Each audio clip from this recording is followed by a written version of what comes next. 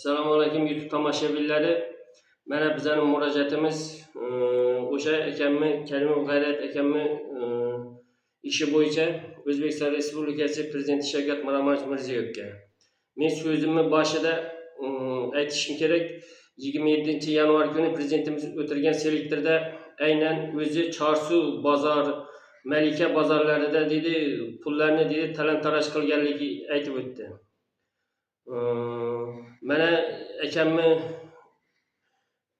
moddalarga o'sha Eskijo'ya dehqon bozorida pulni yegan, falan million so'm pulni yegan deb nahaqdan bozorqum ariza berib, guvohlik berib, mana hozir Chorsu bozorni o'zi direktori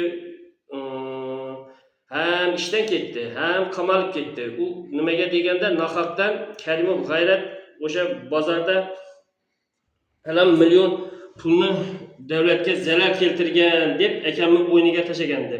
Mana uni isboti chiqdi bozorni. Nimaga deganda mana aynan prezidentimizning gapirgan gapini qo'yib beraman. Mana Chorsu bozori deb. O'tirgan Shayxontohur soliq boshlig'i Mullajonov Chorsu bozorida to'lov intizomini joyiga qo'ymadi.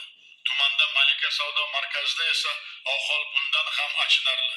5 yildan beri shahar soliq boshlig'i bo'lib ishlayotgan Nasimjonov tushumlarni ko'paytirish bo'yicha o'zgarish qilgani yo'q. Qo'shilgan qiymat solig'idan sun'iy ortiqcha to'lov endi qolaversa, hozir yana bizning murojaatimiz endi prezidentimiz o'sha kuni ichki ishlar Aziz Tashpo'latovdan juda bir norozi bo'ldi. U ko'ngli to'lmadi. U ishchi xodimlarni aytdi, anchasini bo'shatdi, anchasini qamadi.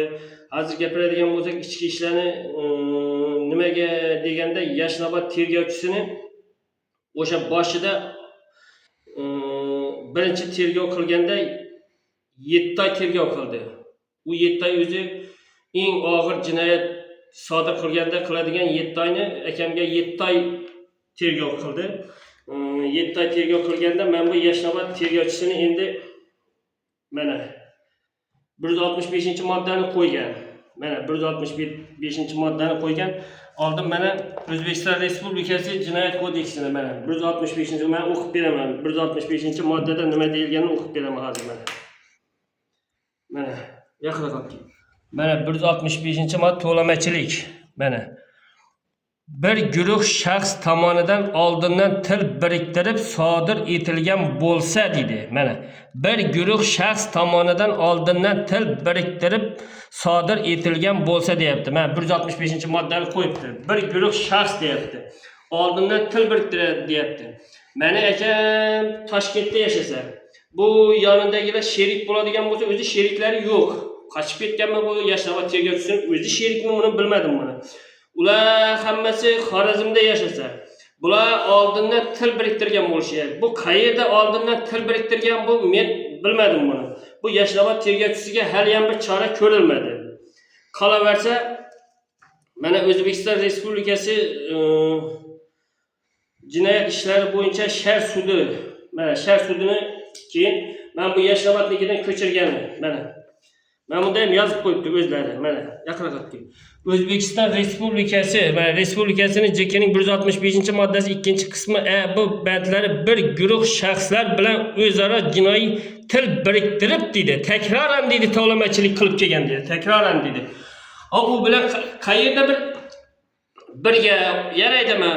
Ular Xorazmda yashasa, akam Toshkentda yashasa, bir guruhpa dedi, oldindan dedi bir guruh bo'lib dedi, bir to'da bo'lib dedi, baraka topgur bu jinoyat sodir qilgan dedi. Uni yonidagi sheriklari qani? Prezidentimiz, mana korrupsiya qayerda yotibdi mana? Mana korrupsiya mashina yotibdi hammasi. Qolaversa, men bu Oliy sud raisi Baxtiyor Islomov sizga murojaat qilaverib charchadik. Mana oldingizga bir 3 marta bordik. Na bir munosabat bildirasiz, na bizning ishni bir qonuniy ko'rib berasiz. Mana sudyalaringizning xatti-harakatlari, mana sudyalaringizning chiqarayotgan mana hukmlari, mana buni men o'zim ya kompyuterda ishlab kelganim yo'q. Hammasi birgalikda ko'chirib qo'yibdi. Mana 165-ni qo'yib qo'yibdi. Bir guruh shaxs deyapti. Bu qachon bu sherigi topiladi?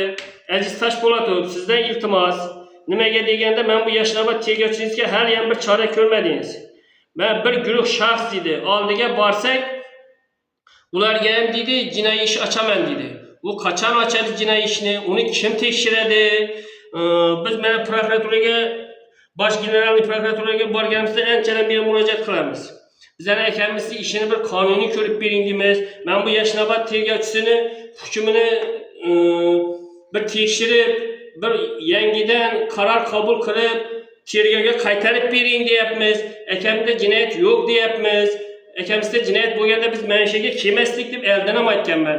Haligacha prokuratura ham yordam bermaydi, ichki ishlar ham yordam bermaydi, Oliy sud endi umuman ko'rmaydi.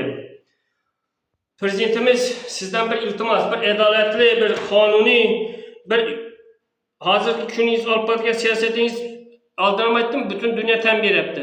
Mana kecha 70 ga yaqin prokuraturaning xodimlarini hammasini ko'pisiga jinoiy ish ochdingiz, ko'pisini ishdan bo'shatdingiz. O'zingiz aytdingiz, bularning hammasi bir zanjir bo'lib ketgan dedingiz, zanjir. Haqiqatan ham to'g'ri gapirdingiz. Hammasi bir zanjir bo'lib ketgan.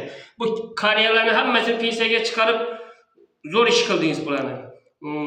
Ichki ishlar ham, prokuraturaga ham, sudyalar ham hammasi zanjir bo'lib ketgan bular. Endi yosh kadrlardan qo'ydingiz, yosh kadrlar endi baribir ham yaxshi ishlasa kerak. Sizdan iltimos, bizlarga mana shu nimada bir amaliy yordam berib, prokuraturadan Nig'matullo Yo'ldoshev sizdan aynan mana shu qarorni tekshirib tergovga qaytarib berishingizni so'rayman. Bu 100% adolatli tergovga qaytadi. Bu qaytadigan hukm bu, qaytadi bu. Buni tekshirsa. Bu tergovchi umuman bir adolatsiz ko'rgan buni. O'zi yozib qo'yibdi, hozir ko'rsatdim. Bularni men yozmaganman. 165 bir guruh shaxs deyapti. Buni sheriklari hali ham yo'q. Ular sheriklari ya o'sha paytda urushga ketgan bo'lishi kerak. Ya Ukrainaga, ya Rossiyaga urushga ketgan, shu yoqdan qaytib kelmagan. Bularning daragi yo'q.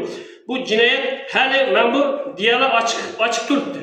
Ha, ochiq turibdi dedi. Yoniga borsang, ya Ilhom Tursunovning yoniga borsang, ochiq turibdi dedi. Bularga jinoiy ish ochaman dedi. Qachon ochadi? O'zi urushga ketgandan keyin ochadimi? Bizga bir adolatli, bir qonuniy bir chora ko'rib bizga yordam berishingizni so'raymiz. Bu diyalarni prokuratura tomonidan tekshirilsa 100% tergovga qaytadi. Bu tergovga qaytish kerak.